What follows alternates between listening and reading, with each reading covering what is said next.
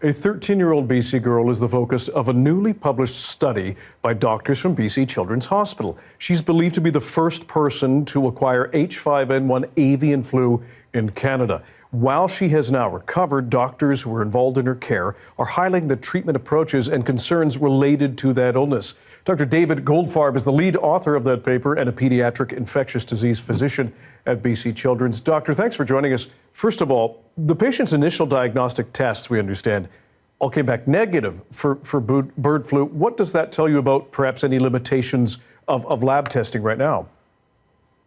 Hi, good evening, Dan. Thanks for having me. So her initial tests, actually, when she arrived, and this was just now over a year ago, were positive for influenza A, which is the larger group of viruses that the bird flu is in, but were negative for a type of virus. So we weren't able to tell what type it is. Normally, our tests can tell us if it's one of the seasonal influenzas, but in this case, it didn't tell us. And that was actually the flag that allowed us to consider that this may have been avian flu. And how quickly did it take you from the time of those initial tests to when you confirmed that it was avian flu? How long did that take?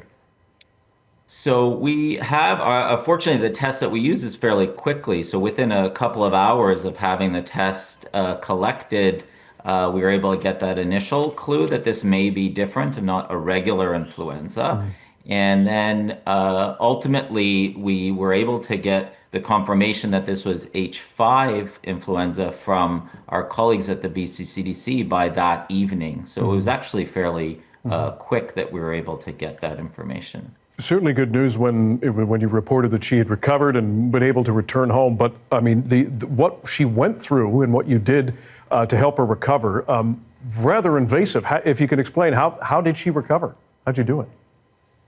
Yeah, so that was really the impetus for a number of the clinicians involved in her care to get together and share this information. We've had others that were interested both nationally and internationally to understand the management. This is obviously a rare event, hasn't happened in Canada before that we've had a locally acquired case.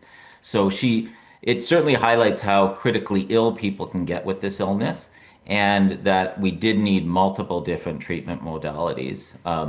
We needed to have something called extracorporeal life support, which is essentially a heart-lung machine that was doing the work for her lungs. We needed kidney support, and we needed really a multidisciplinary team, and that's who was involved in this report and highlighted the different aspects of her care. Now, with this paper published and she at home recovering, what are your concerns about the potential for more human avian flu infections, particularly H5N1? Yeah, I mean, this certainly highlights that we need to be aware of these infections that may be currently, for example, just circulating in animals in our region, but can sometimes make it into humans.